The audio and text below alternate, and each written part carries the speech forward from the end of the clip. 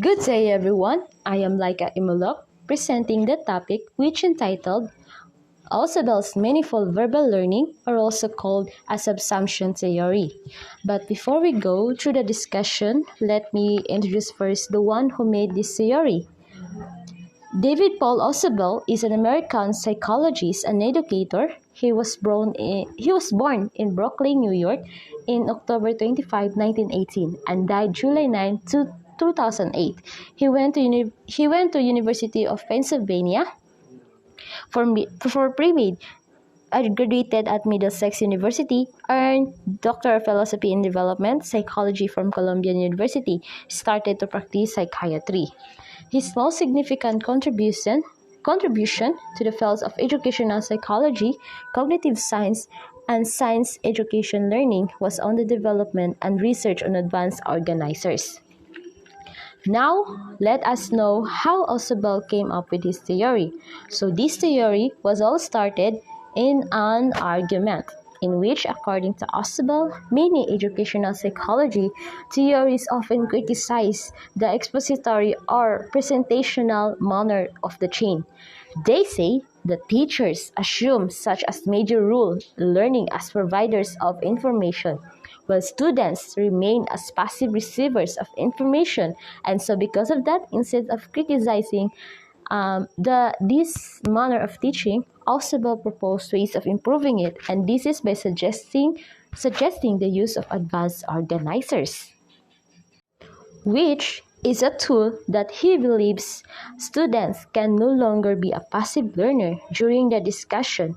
Also, Ausubel's ideas are contained in his theory of manifold verbal learning.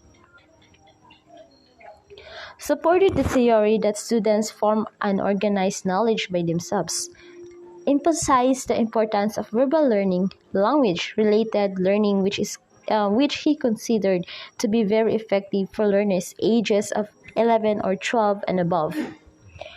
Students gradually learn to associate new knowledge with existing concepts in their mental structures.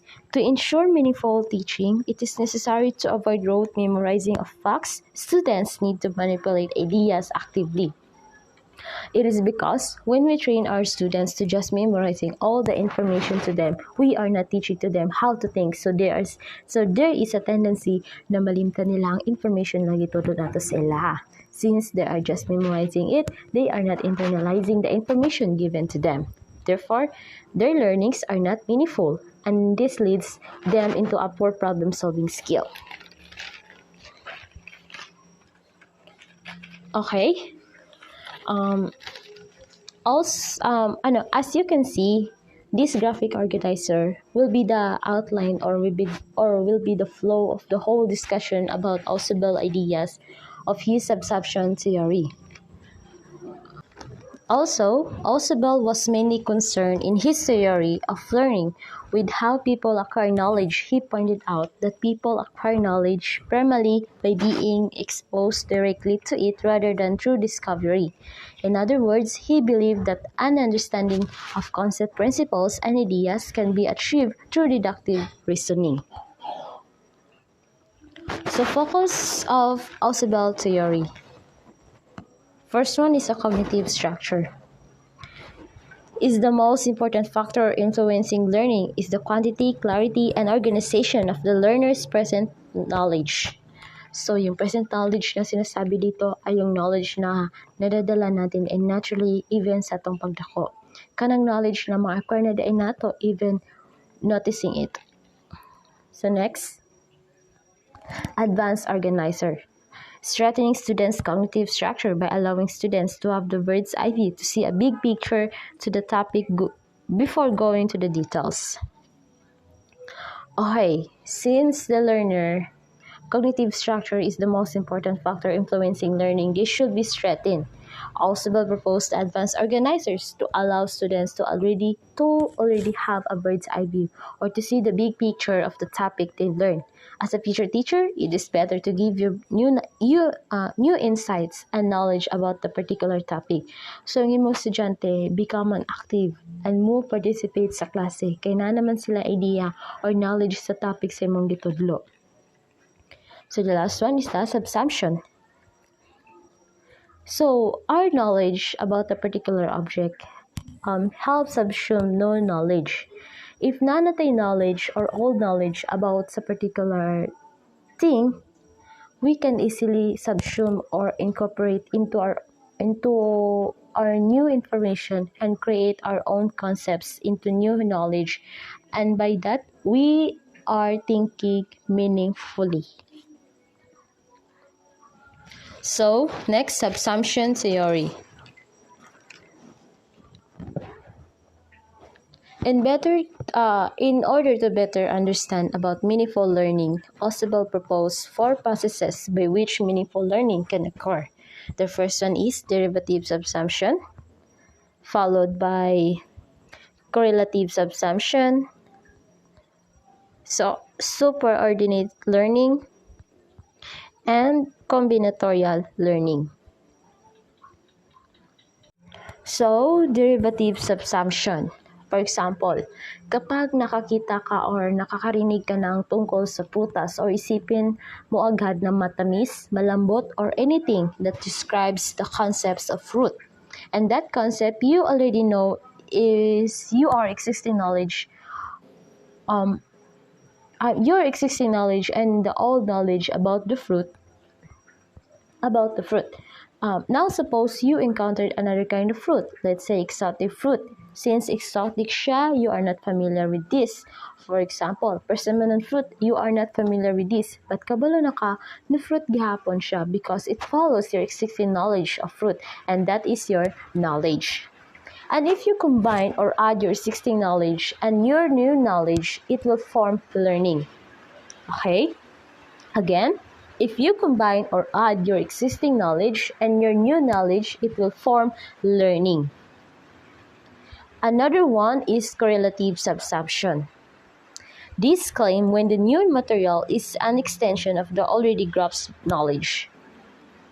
For example, using the same example of verse 1, suppose you are acquainted with the concept of fruit, but when you encounter the nutritious contents of fruit, like for example, dietary fiber and vitamins that it contains, in order to accommodate this new information, you have to extend your concept of fruit to your previous concept of fruit. So kung si derivative subsumption it describes your basic knowledge about the fruit, then can you see correlative subsumption, you are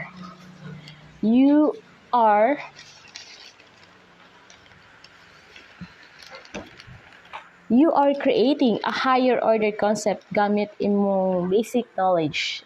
Ini-extend mo palalo yung thinking strategy nimo to understand things better. So matawag na to ni siya more valuable kaysa atong una, which is derivative. Another one is superordinate learning. It claimed that one could only learn a concept itself until it was taught to a person.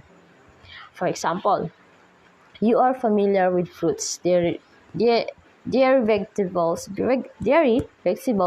meat, grain, but you didn't know what are those things until you thought that these were all kind of healthy diet foods. So, new concept is learned under which already established ideas can be subsumed. The last one is the combinatorial learning. This will when newly acquired knowledge combines with prior knowledge to enrich the understanding of both concepts. For example, to teach someone how must get energized throughout the day. Suppose he or she acquired the knowledge because of gasoline. The car can be able to move. The oxygen fuels a car and gamit ang previous unacquired knowledge, you can release that on his or her new knowledge. It is because their concepts are both related to each other, and you can this as learning by analogy. Going back to Advanced Organizer, Ausubel proposed the helpful uses of these as a presentation of facts of the lesson. Major instructional tool proposed by Ausubel. Used to present information so that you can better understand and remember information you are learning. A graphic organizer. So, Advanced Organizer, usually called as a graphic organizer. For teachers, they use to explain and let the students to know more about a certain topic. Note that an advanced organizer, it provides a structure for student thinking. It acts as a conceptual bridge from the old information to the new information. Now let's proceed the types of advanced organizers. The first one is expository. Is a graphic organizer simply describes new content. An expository describes a new topic content. This will be the topic where are being exposed or introduced to the learners. The next one is narrative. Narrative is a graphic organizer presents new information in story format. As a teacher, by using of this, you are engaging your students and got their attention during the discussion because they are able to relate the new information you are teaching them. So in this level, nagbibigay or magsa-storytelling ka sa imong estudyante na makarelate po sila sa imong gitudlo. By that, mag-participate sila kay gabalo naman sila sa gitudlo nimo. So the next one is skimming. So is presented to look over the new material to gain a basic overview.